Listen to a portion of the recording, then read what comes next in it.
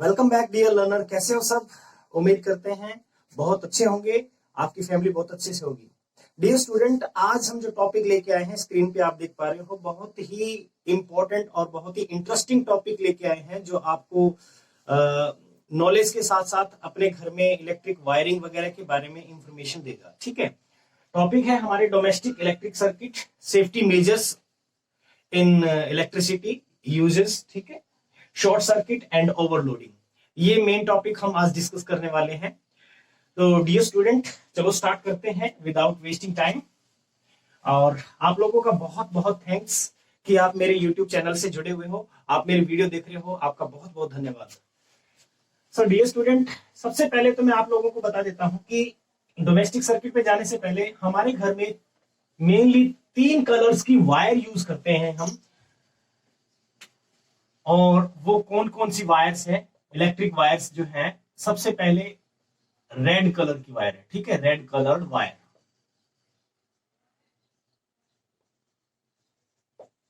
इस वायर को हम जनरली लाइव वायर और फेज वायर के नाम से जानते हैं। Phase wire, okay, live wire या फेज वायर मतलब मेन करंट इसी के अंदर फ्लो करता होता है। दूसरी जो वायर आप देखते हो वो होती है black coloured wire. Black coloured wire, और इसको हम बोलते हैं न्यूट्रल वायर।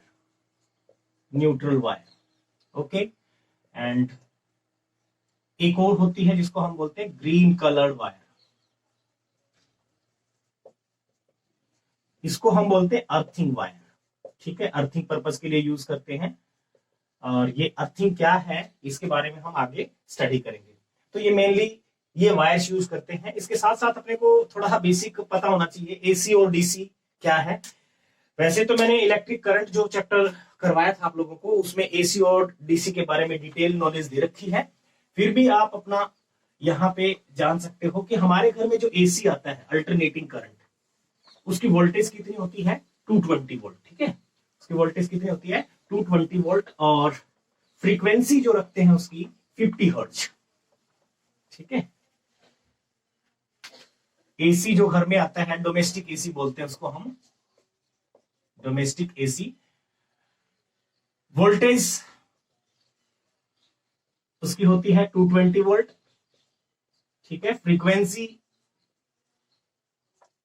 जो होती है 50 हर्ट्ज होती है। ठीक है, और जो करंट की अगर हम बात करें कितना करंट होता है घर में, जनरली 2 तरह का करंट हम यूज करते हैं, एक 5 एम्पियर और एक 15 एम्पियर।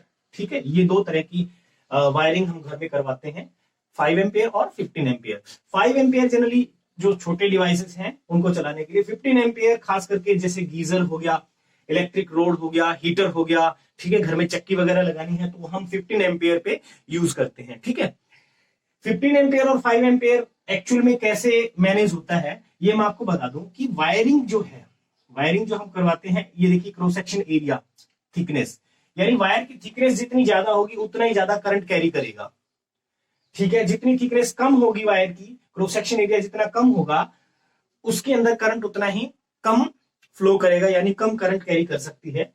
ये एक्चुअली पता कैसे चला? जैसे रेजिस्टेंस हमने पढ़ा है inversely proportional to area of cross section, और resistance is also inversely proportional to current. यानी अगर आप करंट बहुत ज्यादा रखते हो, ठीक है, सॉरी, रेजिस्टेंस बहुत ज्यादा रखते हो तो करंट क्या होता है? कम होता है। जिस वायर के अंदर रेजिस्टेंस ज्यादा होगा वहां पे करंट क्या होगा? कम होगा।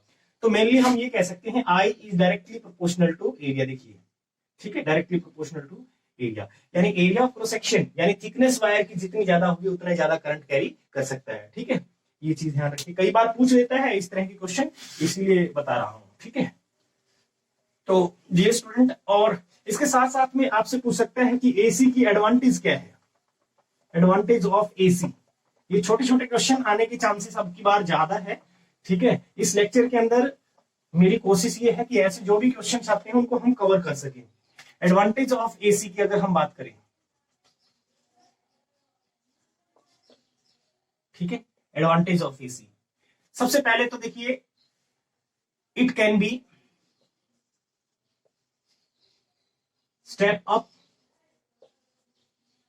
और स्टेप डाउन। ठीक है, इसकी वोल्टेज को इंक्रीज या डिक्रीज किया जा सकता है, step up step down, transformer की हेल्प से हम करते हैं। ठीक है, तो डीसी के केस में हम नहीं कर सकते। डायरेक्ट करंट जिसकी फ्रीक्वेंसी कितनी होती है, 0 होती है। फ्रीक्वेंसी कितनी होती है, 0 होती है। इसके सोर्सेस कौन से हैं डीसी के, जैसे सेल हो गया, बैटरी हो गया, ये सोर्सेस हैं जहां से हमें डीसी मिलती है। ठीक है, एसी को स्टेप अप या स्टेप डाउन किया जा सकता है with the help of transformer. It can be transfer to long distance, यानी लॉन्ग डिस्टेंस पे भी हम इसको कैरी कर सकते हैं, एक जगह से दूसरी जगह इजीली इसको हम ले जा सकते हैं। ठीक है, और एनर्जी लॉस अगर हम बात करें एज कंपेयर टू डीसी, इसमें कम होता है। ठीक है, और एसी के अगर एडवांटेज को देखा जाए तो मेनली देखिए, एसी सबसे इंपॉर्टेंट तो आप लोगों को पता है कि एसी का जो जनरेशन कॉस्ट है वो बड़ा कम होता है। ठीक है, it's cost of production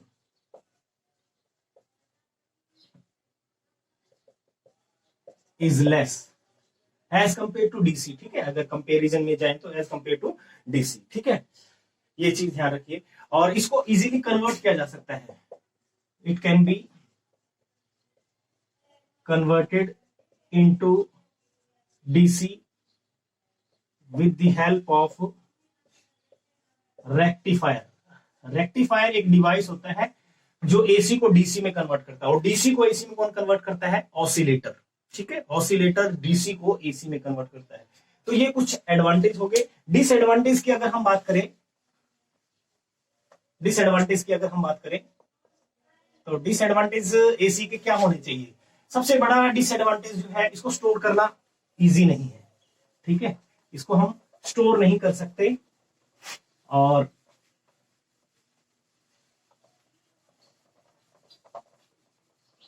store नहीं कर सकते। इसके साथ साथ अगर हम इसकी दूसरी खास बात अगर हम देखें, वो ये है कि डेंजरस है।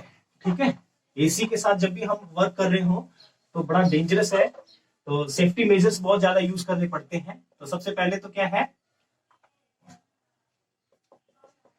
It is dangerous than DC. ठीक है, डीसी से ज्यादा डेंजरस है ये। Secondly, it can not be stored,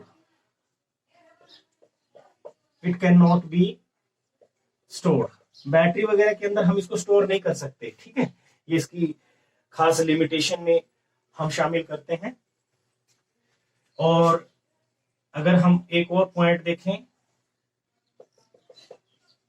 it can not be used in electrolysis. Electrolysis तो पढ़ चुके हैं हम, केमिस्ट्री के अंदर आपने पढ़ा होगा। इलेक्ट्रोलिसिस हम करते हैं कैथोड एनोड लगा करके, उसमें हम जनरली डीसी ही यूज करेंगे, एसी को यूज नहीं करते हैं। तो ये आपको एसी और डीसी के एडवांटेज वगैरह भी आपको पता चल गया। ठीक है, अब हम अपने सर्किट पे चलते हैं। So dear student, domestic electric circuit, ये वो है डोमेस्टिक इलेक्ट्रिक सर्किट जिसकी हम बात कर रहे थे। हमारे घर में जो वायरिंग की जाती है वो बेसिकली इस फंडे पे होती है सारी। ठीक है, इसको समझते हैं क्या है इसके अंदर। ठीक है, घर में एक्चुअल में 2 वायर आती है मेन, लाइव वायर और न्यूट्रल वायर। ये लाइव वायर एक्चुअल में एक फ्यूज से होती हुई, फ्यूज हमेशा लाइव वायर के सीरीज में लगाते हैं हम। ठीक है, इसका पर्पज हम बताएंगे क्यों लगाते हैं। फिर यहाँ पे एक मीटर है, मीटर हमें यूनिट्स में बताएगा कि हमने कितनी एनर्जी का कंजप्शन किया है। ठीक है, यहाँ पे रीडिंग आती रहती है, और ये एक मेटल के केस में होता है, इसीलिए हम यहाँ पे अर्थिंग करते हैं। ठीक है, एक अर्थिंग वायर हमने स्पेशली भेज रखी है। यहाँ से ये लाइव वायर और ये है हमारी न्यूट्रल वायर। ये डिस्ट्रीब्यूशन बॉक्स है, घर के कौन से एरिया में आपको लाइट ऑन करनी है, ठीक है, कहाँ पे कनेक्शन आपको देना है, कहाँ नहीं। तो यहाँ पे हम डिस्ट्रीब्यूशन बॉक्स लगाते हैं, एमसीबी वगैरह लगाते हैं। ठीक है, इसके बाद में आप देख रहे हो कि हम जितने भी डिवाइसेस अप्लायंसेस लगाते हैं उनको हमेशा पैरेलल में यूज करते हैं। ठीक है, एक लाइव वायर और दूसरी न्यूट्रल वायर, इनके बीच में 220 वोल्ट का हम क्या रखते हैं, पोटेंशियल डिफरेंस, और हमारे डिवाइसेस जो है यहाँ अटैच कर देते हैं, एक लाइव वायर एक न्यूट्रल वायर। और थर्ड वायर जो है वो अर्थिंग वायर है। इसका पर्पज क्या है इसके बारे में हम बाद में डिस्कस करेंगे। तो ये है हमारा जनरल डोमेस्टिक इलेक्ट्रिक सर्किट। ठीक है, इसको बना लीजिए। नोट कर लीजिए, स्क्रीनशॉट ले लीजिए, बहुत इंपॉर्टेंट है, डायरेक्ट पूछा जाता है ड्रॉ करने के लिए, ठीक है।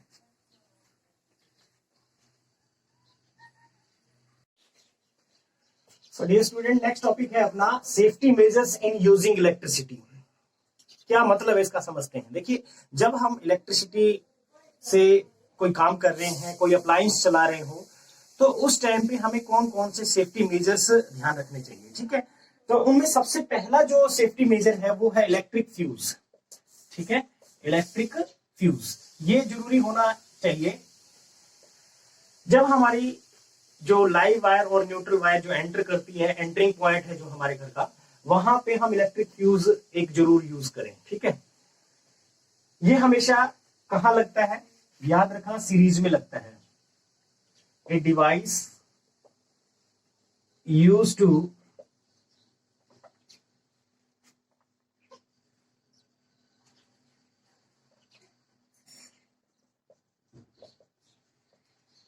protect the appliances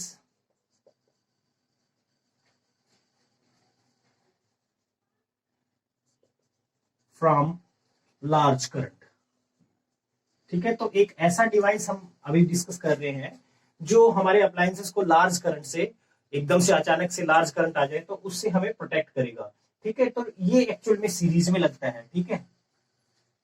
connected in series, connected in series with live wire, live wire के साथ में सीरीज में लगेगा। और इसकी खास बात क्या है, हमेशा याद रखना, जो इलेक्ट्रिक फ्यूज है लाइव वायर के साथ लगता ही लगता है, ये तो खास बात है, लेकिन इसके साथ साथ ये हीटिंग इफेक्ट पे बेस्ड है, heating effect of electric current based device, ठीक है। ये एक ऐसा डिवाइस जो heating effect of electric current पे बेस्ड है, यानी जैसे ही लार्ज करंट आएगा इसमें हीट प्रोड्यूस होगी, और हीट प्रोड्यूस होते ही ये क्या करेगा, डिस्कनेक्ट हो जाएगा, ताकि हमारे अप्लायंसेस जो है वो लार्ज करंट से बच जाए, ठीक है। ये चीज ध्यान रखना। और जो जो डिवाइस वगैरह है, जैसे खास करके हमारे टीवी हो गए, ठीक है, और जैसे आजकल जितने भी आप अप्लायंसेस देखते हो, टीवी हो या फिर इन्वर्टर हो, ठीक है, इसके अलावा वॉशिंग मशीन वगैरह, इन सब के अंदर हम एक फ्यूज जरूर यूज करते हैं। वो फ्यूज देखने में कुछ ऐसा होता है, ठीक है। इसके अंदर एक वायर होती है छोटी सी, ये ग्लास की ट्यूब है, और ये हम लगाते हैं फ्यूज, ठीक है। इस टाइप का फ्यूज होता है। और एक मैंने कहा था कि घर के एंटरिंग पॉइंट पे लगाते हैं, वो फ्यूज कुछ अलग होता है। ये डिवाइस के अंदर ट्यूब टाइप लगता है, ठीक है। जैसे ही लार्ज करंट इसमें से फ्लो करेगा तो ये डिस्कनेक्ट हो जाएगा। फ्यूज वायर किससे बनी होती है, fuse wire, fuse wire generally बनी होती है, एलॉय होता है, ठीक है। किस किस का एलॉय है, टीन और लेड का, टीन और लेड का एलॉय बनाते हैं हम, ठीक है। इसमें टीन 60% होता है और लेड होता है 40%, ठीक है। ये हम फ्यूज वायर बनाते हैं। इसको सिर्फ टीन और लेड से ही क्यों बनाया, इसके एलॉय से क्यों बनाया, इसकी खास बात क्या है, कंडक्टिंग होना चाहिए साथ साथ। इसके करेक्टरिस्टिक्स, फ्यूज वायर की करेक्टरिस्टिक्स आपसे पूछ ले तो क्या क्या करेक्टरिस्टिक्स है, ध्यान रहे, हाई रेजिस्टिविटी, हाई रेजिस्टिविटी और low melting point. Melting point इसका लो होता है। अब मेल्टिंग पॉइंट लो क्या होता है, रेजिस्टिविटी हाई होगा तो हाई हीट जनरेट होगी, और लो मेल्टिंग पॉइंट है तो एकदम से मेल्ट हो जाएगा और डिस्कनेक्ट हो जाएगा, ताकि हमारे अप्लायंसेस जो है लार्ज करंट से होने वाले नुकसान से बच जाए, ठीक है। तो ये इलेक्ट्रिक फ्यूज है। इसके साथ साथ हम घर में एमसीबी भी यूज करते हैं आजकल, ठीक है, मिनिएचर सर्किट बोर्ड। ये किस पे बेस्ड है, ये magnetic effect of electric current पे बेस्ड है, magnetic effect of electric current based device है ये, ठीक है, एमसीबी। ये हीटिंग इफेक्ट पे बेस्ड है। और अगर फ्यूज को आप देखना है तो ये आप स्क्रीन पे देख पा रहे हो, तो इस टाइप की जो है देखा होगा आपने कहीं ना कहीं, ठीक है। अब हम नेक्स्ट बात करते हैं, नेक्स्ट सेफ्टी मेजर हम क्या यूज करते हैं। नेक्स्ट जो सेफ्टी मेजर है जो हम यूज करते हैं घर में वो है अर्थिंग वायर। अर्थिंग वायर क्या है एक्चुअल में, देखिए हम घर में जो भी डिवाइस खास करके जिसमें मेटालिक केस यूज होता है, जैसे कि इलेक्ट्रिक कूलर हो, ठीक है, ये कूलर है, अब मेटल की बॉडी है, डेफिनेटली इसमें क्या होता है, लाइव वायर हो सकता है कि इसके मेटल केस से कहीं ना कहीं टच करती होगी, ठीक है। इलेक्ट्रिक सॉकेट आपने देखा होगा, ये 2 वायर और तीसरा ये होता है थर्ड, ये हमारे अर्थिंग पर्पज के लिए है। आप अगर इन 2 वायर से कूलर को अटैच करोगे तो डेफिनेटली तब भी ये वर्क करेगा, तब भी चलेगा। लेकिन हम क्या करते हैं, एक एडिशनल वायर और इस मेटल केस के साथ में अटैच करते हैं, जिसको हम अर्थिंग वायर कह सकते हैं, ग्रीन कलर की होती है, ठीक है। इसका क्या यूज है, अब क्या है कि अगर इसमें लाइव वायर हो सकता है इस मेटेलिक बॉडी से कहीं टच कर रही होगी, और हमें मेनली जब भी हम कूलर वूलर ऑन करेंगे तो हम बेयर फुट ही इसको टच करते हैं, तो हमें शॉक लगने का चांसेस होता है। तो हम क्या करते हैं, इससे बचने के लिए एक एडिशनल अर्थिंग वायर यूज कर देते हैं। ये अर्थिंग वायर क्या करेगी, जितना भी इस पे चार्ज एक्यूमुलेट हुआ या कोई करंट है तो उसको हम अर्थिंग कर देते हैं, तो करंट हमें नहीं लगेगा, हमारी बॉडी से होकर के ट्रेवल नहीं करेगा, वो डायरेक्ट, ये कॉपर वायर है तो इस कॉपर वायर का रेजिस्टेंस जनरली बहुत कम होता है, इसके अंदर से फ्लो कर जाएगा, ठीक है। तो खास करके जो टेबल फैन हो गए, इसके अलावा हमारी मोटर हो गई, कूलर हो गए, ऐसे डिवाइसेस जिनको हम बेयर फिट जाकर के स्विच ऑन करना पड़ता है खास करके, ठीक है, उनमें हम अर्थिंग वायर का यूज करें। इलेक्ट्रिक प्रेस हो गया, ठीक है, इलेक्ट्रिक आयरन जिसको कह सकते हैं, तो ऐसे जितने भी डिवाइसेस हैं उनमें हम अर्थिंग वायर यूज करते हैं ग्रीन कलर की। ये करेगा कुछ नहीं, जैसे ये अर्थिंग वायर मैं इसको यहां से हटा करके यहां से भी लगा सकता हूं, ये अर्थिंग हमने कर दी। अब इसमें अगर ये कॉपर वायर है, सिंपली इसमें कोई करंट होगा तो वो डायरेक्ट अर्थिंग हो जाएगी, जिससे आपको शॉक लगने के चांस कम हो जाते हैं। तो ये भी एक इंपॉर्टेंट हमारे लिए सेफ्टी मेजर है, ठीक है। ये अर्थिंग का सिंबल है, अर्थिंग हम कर देते हैं। अर्थ का जो पोटेंशियल है वो 0 पोटेंशियल होता है, इस पे जितना चार्ज एक्यूमुलेट होता चला जाएगा वैसे वैसे इसका पोटेंशियल हाई होता चला जाएगा, और करंट हमेशा हाई पोटेंशियल से लो पोटेंशियल की तरफ ट्रेवल करता है। तो ये एक्चुअल में अर्थिंग वायर है, इसका यूज आपको समझ आ गया होगा। इसके बाद हम बात करते हैं नेक्स्ट, अर्थिंग वायर के साथ साथ सेफ्टी मेजर हमारे पास और भी है। जैसे जब भी आप खास करके कोई इलेक्ट्रिक अप्लायंसेस के कांटेक्ट में आते हो तो आपके पाँव में शूज होने चाहिए जिसके शोल थोड़े हैवी हो, ठीक है, प्लास्टिक शोल हो। और बहुत ज्यादा आपको वायरिंग वगैरह कनेक्ट करनी है तो इलेक्ट्रिक करंट, वहां पे शॉक लगने का चांसेस अपने को ज्यादा होता है, तो हम प्लास्टिक के जो रबड़ के ग्लव्स आते हैं, ग्लव्स यूज कर सकते हैं, ठीक है।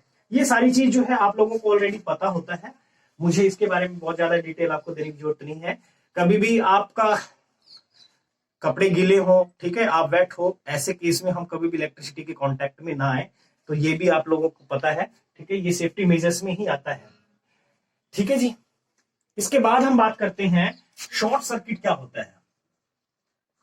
शॉर्ट सर्किट, अब देखिए शॉर्ट सर्किट नाम से ही आपको पता चल रहा है, शॉर्ट सर्किट एक्चुअल में है क्या। जैसे मान लिया कि भाई ये मेरे पास में एक बल्ब है, ठीक है, इलेक्ट्रिक बल्ब है, और ये लाइव वायर है, लाइव वायर, और ये है हमारी neutral wire,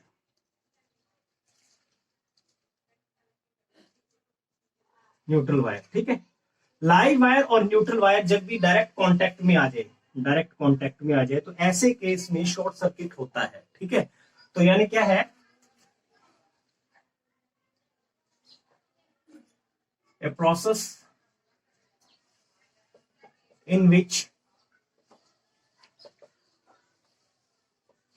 live wire comes in direct contact to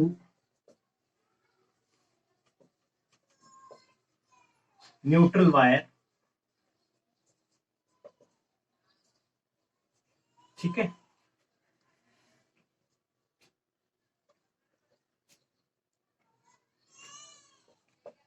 is called short circuit, इसको हम क्या कहेंगे, शॉर्ट सर्किट कहेंगे। तो जैसे यहां पे देख पा रहे हो, अब ये बल्ब है, इसका तो हम रेजिस्टेंस बहुत ज्यादा हाई रखते हैं, ठीक है। थोड़ा सा एडिशनल और बता देता हूं, बल्ब का जो फिलामेंट है वो किससे बना होता है, टंगस्टन का, टंगस्टन से बना होता है। इसका जो मेल्टिंग पॉइंट है वो बहुत ज्यादा हाई होता है, इसीलिए हम टंगस्टन यूज करते हैं। लगभग 3400 डिग्री सेल्सियस होता है, ठीक है। 3400 डिग्री सेल्सियस इसका मेल्टिंग पॉइंट होता है, हाई मेल्टिंग पॉइंट है। बल्ब के अंदर कौन सी गैस फिल करते हैं? ऑर्गन गैस फिल करते हैं, ये याद रखना, ठीक है। नॉन रिएक्टिंग गैस है, इसके ऑक्टेट कंप्लीट होते हैं तो रिएक्ट नहीं करती। टंगस्टन ही क्यों यूज करते हैं? एक तो खास बात आप लोगों को पता चल रहा है कि मेल्टिंग पॉइंट बहुत ज्यादा हाई होता है, ठीक है। इसका रेजिस्टेंस हाई है तो इसमें हीट भी जनरेट होगी बहुत ज्यादा हाई, ठीक है। और हाई मेल्टिंग पॉइंट है, इसी वजह से वो जल्दी से मेल्ट होकर के डिस्कनेक्ट नहीं हो पाएगी। अब मेल्टिंग पॉइंट हाई है, इसके साथ साथ में ये इतने हाई टेम्परेचर पे भी ऑक्सीडाइज नहीं होता, ठीक है। ये भी इसकी खास बात है, ऑक्सीडाइज नहीं होता। और साथ में क्या है कि जब भी इसमें हीट जनरेट होगी व्हाइट हॉट की फॉर्म में, व्हाइट हॉट कलर जनरेट करता है, यानी जो हमें लाइट की फॉर्म में नजर आता है, ठीक है। ये इसकी खास बात है। अब ये जो वायर है, ये कॉपर वायर, ये डायरेक्ट कॉन्टेक्ट में आ गई तो इसका रेजिस्टेंस तो नेग्लिजिबल स्मॉल होता है, यहां से बहुत ज्यादा लार्ज करंट एकदम से फ्लो करेगा, ठीक है। ये क्या होगा? लार्ज करंट फ्लो करेगा। जैसे ही शॉर्ट सर्किट होगा, large current flows through wire. Copper wire जो होगी उस वायर के अंदर से लार्ज करंट फ्लो करेगा। और हमें पता है कि H जो है हीट, वो डायरेक्टली प्रोपोर्शनल है I स्क्वायर आर टी के, यानी I जितना ज्यादा होगा, करंट जितना ज्यादा होगा, हीट उतनी ही ज्यादा प्रोड्यूस होगी। और इसकी वजह से क्या होता है कि इतनी ज्यादा हीट पे जो इसकी प्लास्टिक कवरिंग है, इंसुलेशन है, वो जलना स्टार्ट हो जाती है, ठीक है। और आग लगने के चांसेस बढ़ जाते हैं सर्किट वगैरह के अंदर, ठीक है। तो ये है short circuit. Main short circuit का रीजन आप लोगों को पता है कि साफ साफ पता चल रहा है, जहां डायरेक्ट कॉन्टेक्ट में आ जाए, ठीक है। कई बार हम वायरिंग एक दूसरे के पास में ऐसे ज्वाइंट कर करके बहुत सारे डिवाइसेस को लगाते हैं, कनेक्शन हम लूज छोड़ देते हैं, ठीक है। उसके ऊपर हम टेप वगैरह नहीं लगाते, तो वहां डायरेक्ट कांटेक्ट होने के चांसेस होते हैं, यानी शॉर्ट सर्किट होने के चांसेस होते हैं, ठीक है। और करंट का ये नेचर है, वो हमेशा लो रेजिस्टेंस से ही फ्लो करेगा। जहां रेजिस्टेंस कम मिलेगा वहां से लार्ज करंट फ्लो करेगा और हीट जनरेट करेगा। ये है शॉर्ट सर्किट, ठीक है। बात करते हैं ओवरलोडिंग की। ओवरलोडिंग क्या है? अब ये चीज आपको समझ आ गई अच्छे से, ठीक है। इस पे क्वेश्चन पूछ लिया जाता है, इसीलिए आप लोगों को ये सब बता रही हैं।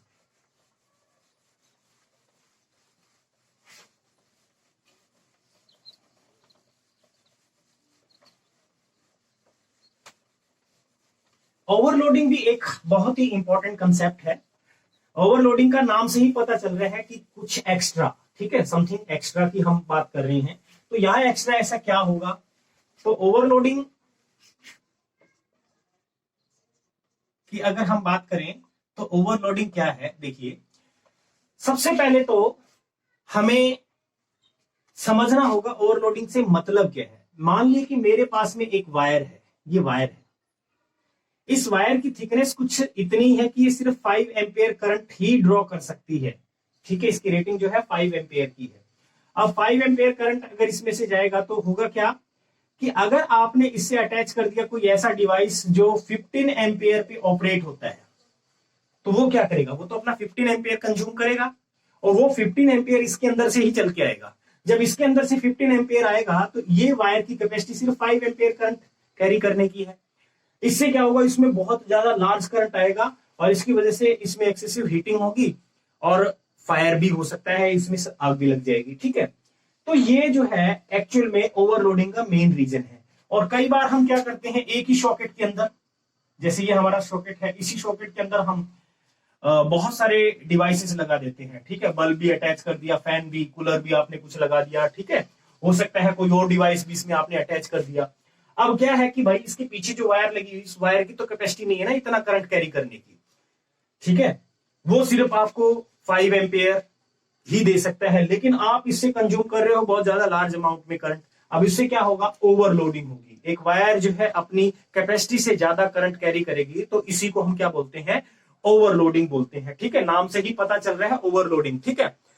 तो छोटे छोटे पॉइंट है जो आप लोगों को पढ़ते भी समझ में आ जाते हैं। ओवरलोडिंग का मतलब है flow of large current.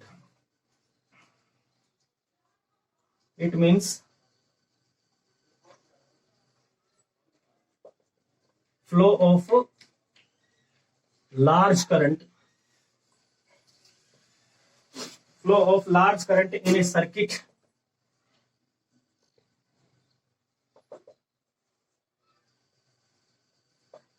Beyond it's permissible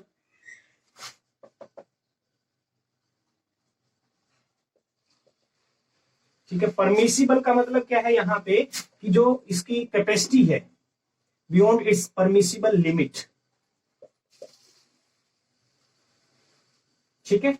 यानी एक वायर की जो परमिसिबल लिमिट है सपोज करो 5 एम्पियर ही करंट कैरी कर सकती है, लेकिन आपने क्या किया उसमें ऐसे अप्लायंसेस यूज कर दिए, ऐसे कनेक्ट कर दिए कि जो 15 एम्पियर या 10 एम्पियर पे ऑपरेट होते हैं, तो वो क्या करेगा उस वायर में से एकदम से लार्ज करंट फ्लो करेगा, ठीक है, उसकी परमिसिबल लिमिट से ज्यादा करंट फ्लो करेगा। और ऐसे केस को हम क्या बोलते हैं, ओवरलोडिंग बोलते हैं। ओवरलोडिंग की वजह से भी कई बार सर्किट में आग लग जाती है, और कई बार ऐसा होता है कि घर में भी पूरे आग जो है पकड़ लेता है, कर्टेन वगैरह अगर नजदीक में है तो धीरे धीरे आग बढ़ती चली जाती है, ठीक है। बहुत लार्ज अमाउंट में ये कह सकते हैं कि ट्रेजेडी होने के चांसेस बढ़ जाते हैं, तो ये ओवरलोडिंग का कंसेप्ट है। तो हमने आज जो डिस्कस किया वो था बहुत ही छोटे छोटे और बहुत इंपॉर्टेंट कंसेप्ट जो आपके डेली रूटीन में आपके घर में देखने को मिलते हैं। बहुत ही इंपॉर्टेंट चीज था, हमारे पेपर में भी इनसे रिलेटेड कुछ न कुछ छोटे छोटे क्वेश्चंस पूछे जाते हैं।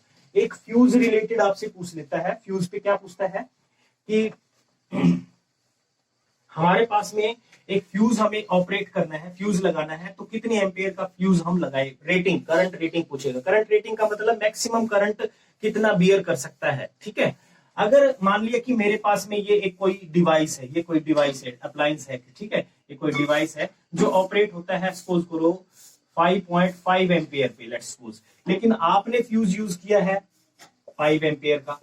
अब ये जैसे ही इसमें 5.5 एम्पियर करंट कंज्यूम करेगा, इसकी 5 एम्पियर मैक्सिमम हो गया, ये क्या करेगा, डिस्कनेक्ट हो जाएगा, डिवाइस में करंट नहीं पहुंचेगा। तो कहने का मतलब क्या है कि आप जब भी डिवाइस यूज करोगे, वो हमारा मतलब फ्यूज जो भी यूज करोगे, 5 एम्पियर का यूज करना है, 10 एम्पियर का यूज करना है, ये थोड़ा देखना है कि हमें करंट की रिक्वायरमेंट कितनी है, ठीक है। जैसे मान लिया कि अगर ये 5 एम्पियर का फ्यूज है तो आप मैक्सिमम यहाँ 5 एम्पियर का ही डिवाइस यूज कर सकते हो, या इससे कम वैल्यू का, क्योंकि इससे ज्यादा करंट अगर आएगा तो डिवाइस भी खराब हो जाएगा और हमारा जो फ्यूज है वो भी क्या हो जाएगा, मेल्ट होकर के डिस्कनेक्ट हो जाएगा, ठीक है। ये ऐसे टाइप का क्वेश्चन आप पूछ लेता है।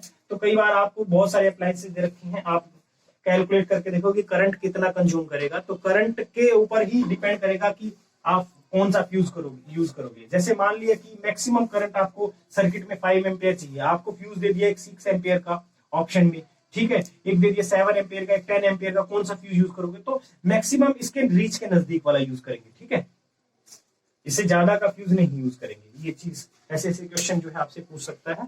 तो आज का लेक्चर इतना ही, और उम्मीद करता हूं आपको सब समझ में आएगा। जिन लोगों ने अभी तक प्रीवियस वीडियोस नहीं देखे हैं तो लिंक नीचे डिस्क्रिप्शन में गिवन है, चैप्टर वाइज, क्लास वाइज, तो वहां से जाकर के आप पहले प्रीवियस वीडियोस जरूर देखें ताकि आपके कंसेप्ट क्लियर हो जाए। ये जो टॉपिक है हमारे, ये टॉपिक हमारे लिए इंपॉर्टेंट है, डेली रूटीन के लिए भी, जनरल साइंस का भी टॉपिक है, और साथ में हमारे एग्जाम पॉइंट ऑफ व्यू से भी बहुत इंपॉर्टेंट है।